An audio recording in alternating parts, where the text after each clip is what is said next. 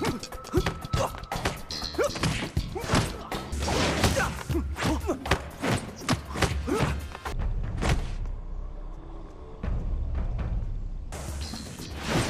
Sinemania semua, jumpa kembali bersama Basi Bahas Sinema.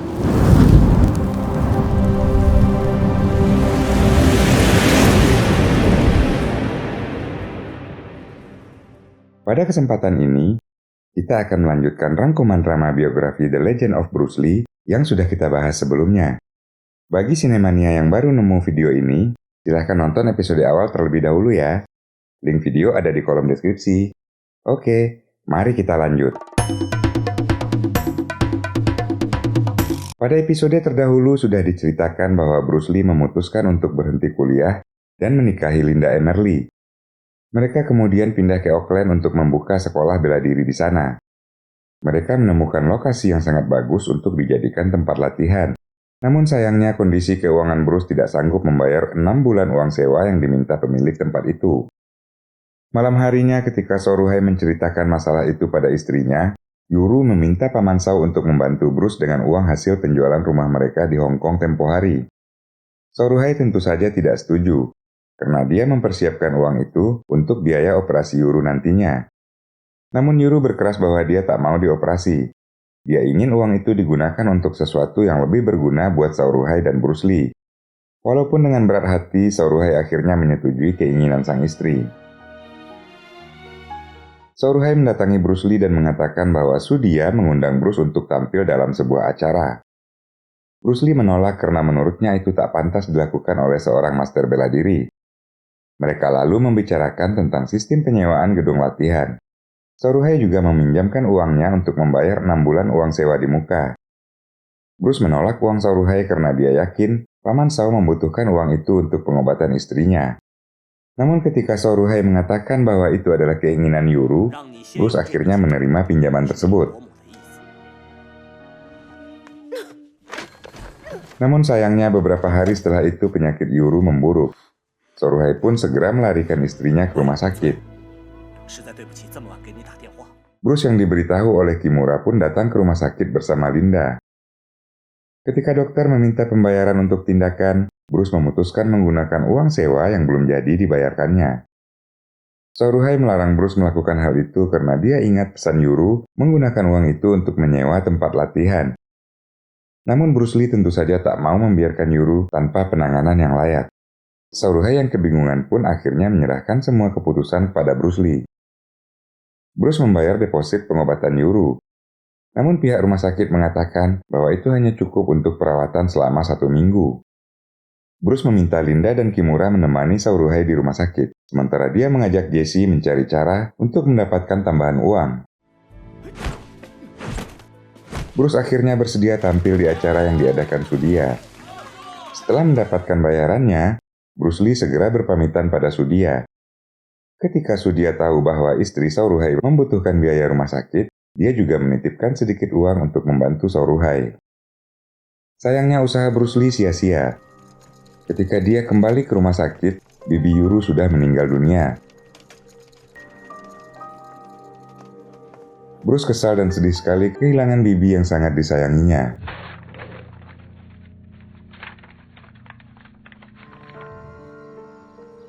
Setelah pemakaman Yuru, Soruhei memberikan sisa uang deposit yang dikembalikan oleh pihak rumah sakit. Soruhei mengatakan bahwa itu adalah keinginan terakhir sang bibi agar Bruce Lee bisa merintis karirnya di Amerika. Bruce tak bisa menolak. Dia bertekad harus berhasil membangun sekolah kungfu di Amerika karena itu juga adalah keinginan orang-orang yang disayanginya. Mereka pun lalu menyewa gedung untuk latihan dan mulai membereskannya. Setelah semuanya selesai, sekolah kungfu Bruce Lee pun resmi dibuka.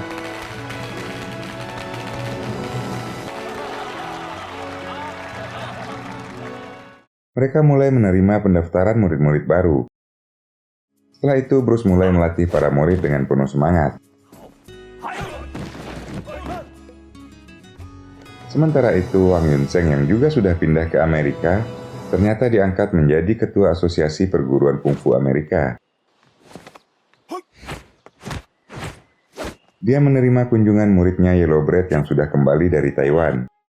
Yellowbread mengatakan bahwa Wang Lichao yang diikutinya ke Taiwan sudah mati, dan dia juga tak bisa lagi berada di Hong Kong karena polisi mencarinya sebagai tangan kanan penjahat Wang Lichao. Suatu saat, Wang Yunseng menerima keluhan dari master-master kungfu yang merasa keberatan dengan perguruan Bruce Lee yang mengajarkan kungfu secara terbuka. Selama ini perguruan kungfu yang ada hanya menerima murid-murid berkebangsaan Cina karena aturan dari asosiasi. Tapi Bruce Lee mengabaikan hal itu. Dia bahkan tidak meminta izin pada asosiasi untuk mendirikan sekolah kungfu di Amerika. Tapi Wang Yunseng tidak terlalu merespon protes para master itu. Dia tak ingin mempermasalahkan apa yang dilakukan Bruce Lee. Yellowbread yang masih menyimpan dendam pada Bruce mengatakan bahwa kesombongan Bruce Lee harus dihancurkan dengan mengalahkannya. Dia juga berencana untuk menantang Bruce dalam sebuah pertarungan. Keesokan harinya, Wang Yunseng selaku ketua asosiasi mengirimkan undangan pada Bruce Lee. Bruce memenuhi undangan itu dan mengunjungi Wang Yunseng. Wang Yunseng mengatakan bahwa para master bela diri Tiongkok di California sudah menunjuknya sebagai ketua asosiasi. Wang Yunseng juga memperlihatkan pada Bruce Lee surat-surat keberatan para master kungfu yang lain tentang sekolah bela diri Bruce Lee. Tapi Bruce dengan percaya diri mengatakan bahwa tak ada yang salah dengan sekolah kungfunya. Bruce Lee juga mengakui bahwa 80% muridnya bukanlah berkebangsaan Cina. Menurut Bruce itu adalah suatu hal yang bagus untuk mengangkat harga diri bangsa Cina yang selama ini dipandang sebelah mata di daerah barat. Melihat kesombongan Bruce Lee, Wang Yunseng akhirnya mengancam Bruce atas nama asosiasi, dan kemudian meninggalkan Bruce Lee di restoran itu. Di asosiasi bela diri Cina, Wang Yunseng mengundang semua master kungfu di Amerika dan menceritakan pertemuannya dengan Bruce Lee. Para master itu sangat geram dan berniat menghajar Bruce, namun Wang Yunseng mengingatkan mereka tentang hukum yang berlaku di Amerika. Akhirnya beberapa hari kemudian Asosiasi Kungfu Cina mengirimkan surat tantangan pada Bruce Lee. Bruce mengatakan bahwa dia akan memenuhi tantangan tersebut. Linda yang sedang hamil tua sangat cemas memikirkan Bruce Lee yang akan kembali bertarung. Dia berusaha melarang Bruce Lee untuk memenuhi tantangan itu. Namun sebagai seorang master bela diri, Bruce harus menjunjung harga dirinya dan memenuhi tantangan dari pihak asosiasi. Keesokan harinya, Bruce dan rombongannya mendatangi tempat yang dijanjikan. Bruce terkejut bercampur senang melihat lawannya adalah Yellowbread. Bruce sedikit meremehkan Yellowbread karena Bruce sudah pernah 2 kali mengalahkannya. Bruce menantang Yellowbread untuk bertarung di ketinggian dan siapa yang jatuh duluan adalah pihak yang kalah. Yellowbread pun menerima tantangan itu. Mereka naik ke sebuah balok dan menutup mata dengan selembar kain hitam. Tiba-tiba, Linda meninggalkan tempat duduknya. Kimura menyusul Linda dan menanyakan apa yang terjadi. Ternyata Linda saat itu merasa bahwa dia hendak melahirkan. Sementara pertarungan Bruce dan Yellowbread berlangsung seru.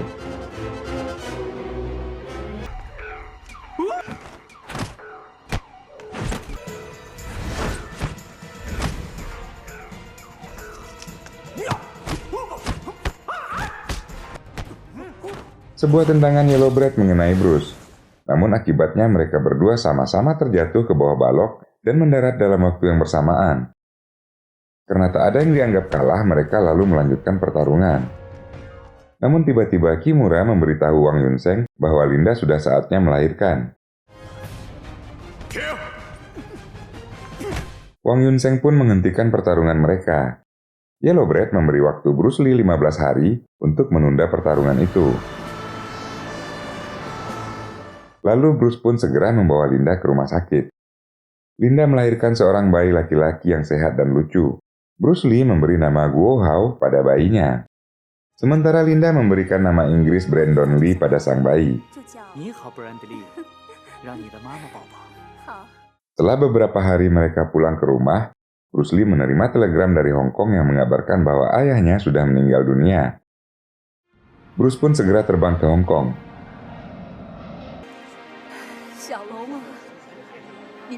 Bruce lalu menziarahi kuburan ayahnya. Semua memori dengan sang ayah melintas di ingatannya.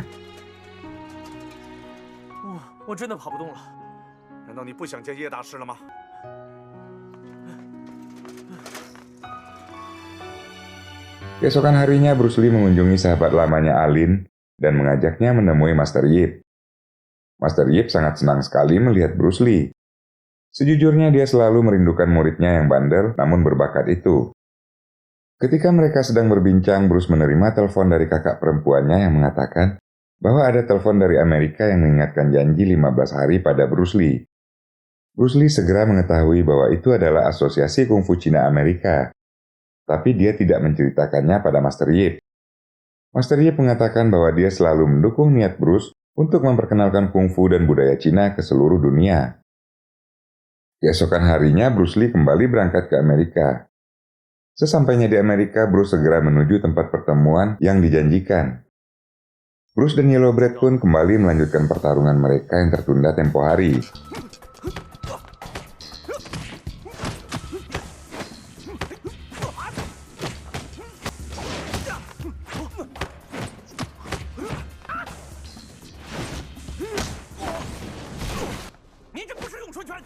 Yellowbread terkejut melihat kemampuan Bruce Lee yang di luar dugaannya. Dia pun mulai mengeluarkan jurus yang dipelajarinya di Taiwan.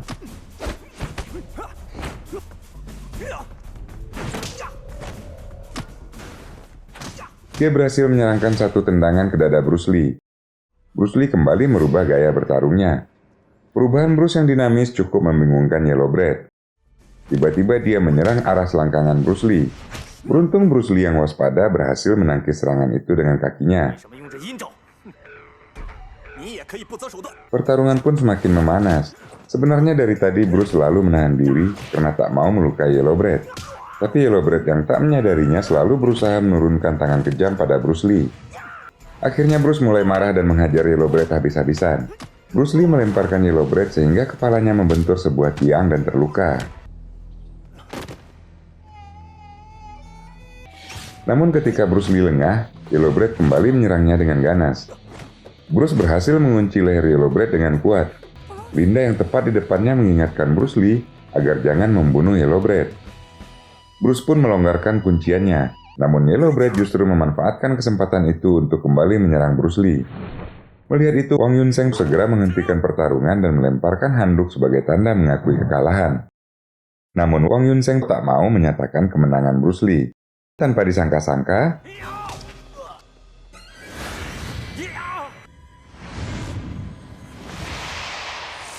Yellowbread mengambil sebuah balok dan memukul Bruce dari belakang.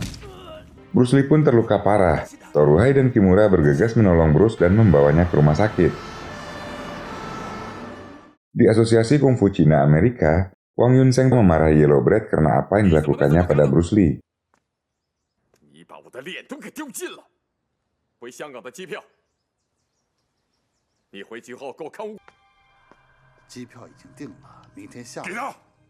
Cedera Bruce Lee kali ini sangat parah. Tulang belakangnya bergeser dan dokter memperkirakan Bruce Lee akan menjadi cacat selama sisa hidupnya. Linda sedih sekali mendengar hasil pemeriksaan dokter tersebut. Dia memahami bagaimana karakter Bruce yang menjadikan kungfu sebagai tujuan hidupnya. Linda tak bisa membayangkan bagaimana hancurnya Bruce Lee jika dia harus menjadi orang cacat seumur hidupnya. Toruhai dan Kimura berusaha menghibur Linda. Semua pembicaraan mereka didengarkan oleh manajer asosiasi yang diperintahkan Wang Yunseng untuk mencari tahu separah apa cedera yang dialami Bruce Lee. Sang manajer segera melaporkan apa yang didengarnya pada Wang Yunseng. Wang Yunseng lalu memerintahkannya untuk mengumpulkan semua master kungfu di asosiasi dan mengadakan rapat keesokan harinya. Wang Yunseng mengusulkan bahwa mereka harus mengunjungi dan meminta maaf pada Bruce Lee atas perbuatan Yellowbread. Namun para master yang merasa tersinggung dengan kearoganan Bruce selama ini merasa keberatan.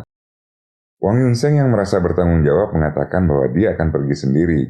Akhirnya dua orang temannya mengalah dan mau mengikutinya. Mereka lalu mendatangi rumah sakit dan bertemu dengan Toruhai beserta Kimura di sana. Wang Yunseng pun mengatakan niatnya mengunjungi Bruce Lee pada Toruhai. Wang Yunseng dan kawan-kawannya menemui Bruce Lee dan meminta maaf dengan berlutut di hadapan Bruce Lee.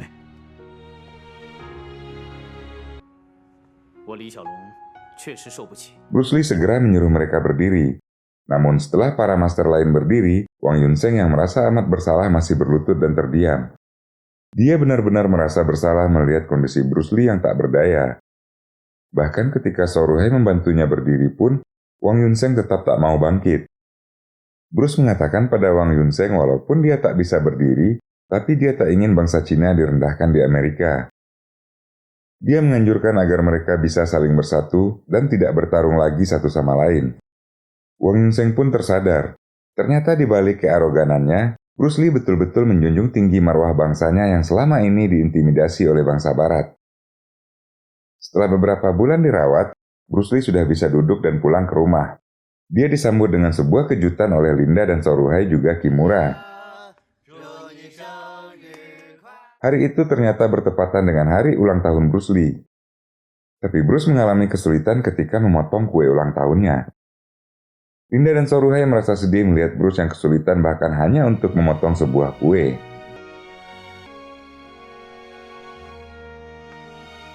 Bruce bukanlah orang yang gampang menyerah pada keadaan. Dia berjuang untuk bisa pulih. Linda pun sebagai istri selalu bersabar membantu suaminya agar bisa berjalan kembali. Berita tentang kondisi Bruce Lee pun membuat resah murid-murid sekolah kungfu. Kimura yang emosi menyuruh murid-murid yang tidak sabar untuk pergi. Soruhei segera menenangkan Kimura karena takut hal itu akan berefek lebih buruk pada sekolah kungfu mereka. Setelah itu Soruhei dan Kimura mengunjungi Bruce Lee di rumahnya. Ketika Bruce menanyakan kondisi sekolah kungfu pada Kimura, Kimura dan Soruhei mengatakan bahwa semua berjalan seperti biasa. Namun Bruce tahu bahwa mereka hanya berbohong. Akhirnya Kimura mengakui bahwa sejak Bruce cedera, sekolah mereka sudah kehilangan separuh dari murid-murid yang ada. Bruce lalu mengatakan bahwa lebih baik sekolah kungfu mereka ditutup saja. Soruhei dan Kimura amat sedih ketika menutup sekolah itu.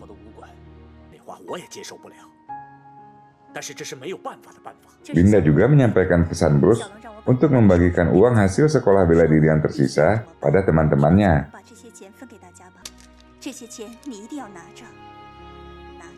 Semua orang mengira bahwa Bruce Lee sudah menyerah dengan keadaannya. Namun ternyata dugaan mereka salah. Bruce masih tetap bersemangat dan berusaha untuk sembuh. Linda yang menyadari bahwa keuangan mereka mulai menipis pun mulai mencari pekerjaan. Namun ketika dia memeriksa koran untuk mencari lowongan pekerjaan, Linda menemukan amplop uang yang diberikannya pada Soruhei terselip di sana. Linda sangat terharu melihat kesetiaan teman-teman Bruce Lee pada mereka. Linda pun akhirnya mendapat pekerjaan walaupun hanya sebagai tukang kebun di sebuah rumah. Linda tak mau mengatakan pekerjaan itu pada Bruce Lee. Dia mengaku mendapat pekerjaan sebagai juru tulis di sebuah perusahaan. Sementara Linda bekerja, Soruhei datang setiap hari dan memberikan obat-obatan serta terapi tradisional Cina pada Bruce Lee. Suatu hari Linda mendapat sebuah ide yang bagus. Dia menyuruh Bruce Lee menulis buku tentang teori bela diri yang diciptakannya, dan mereka akan mencoba mencari penerbit yang mau memasarkan buku-buku itu. Dengan cara begitu, kesukaan Bruce pada kungfu tetap tersalurkan, dan mereka juga akan mendapat penghasilan. Tentu saja Bruce Lee menyambut baik ide Linda tersebut.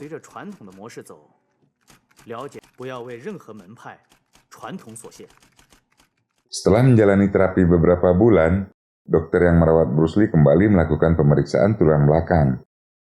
Mereka terkejut melihat kemampuan pemulihan Bruce yang di luar perkiraan.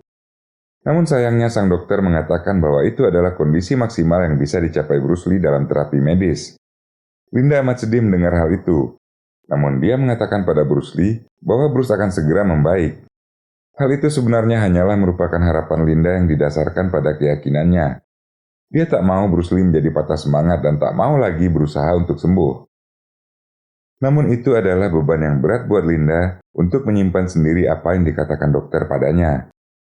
Di saat yang lainnya bersemangat untuk membantu pemulihan Bruce Lee, dia malah merasa berdosa karena memberi harapan palsu.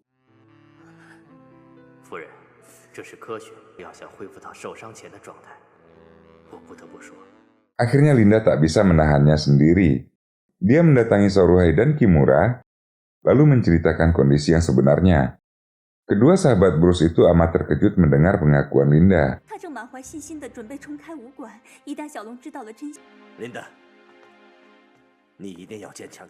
Setelah Linda pergi, Kimura benar-benar tak bisa lagi menahan kesedihannya. Dia menyalahkan tabir orang Cina yang tak mau memberikan ilmunya pada orang lain. Soruhai berusaha menyadarkan Kimura dan menyuruhnya untuk berhenti meminum arak yang akan membuatnya semakin tak bisa berpikir jernih.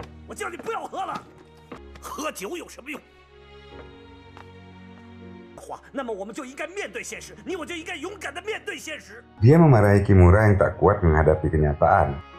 Tapi ternyata Kimura sudah tertidur karena mabuk. Sementara itu Bruce Lee yang belum tahu kebenarannya menjadi sangat bersemangat. Semangatnya menjadi semakin kuat ketika Linda menjemput Brandon, putra mereka yang selama ini dititipkan pada neneknya di Seattle. Ketika Brandon hampir terjatuh tanpa sadar, Bruce Lee bangkit dari kursi rodanya dan mengejar Brandon. Linda sangat terkejut dan gembira melihat kenyataan itu. Namun benarkah Bruce Lee akan bisa kembali menggunakan kungfunya seperti sebelum dia terluka? Akan kita bahas pada video selanjutnya. See you guys on the next video.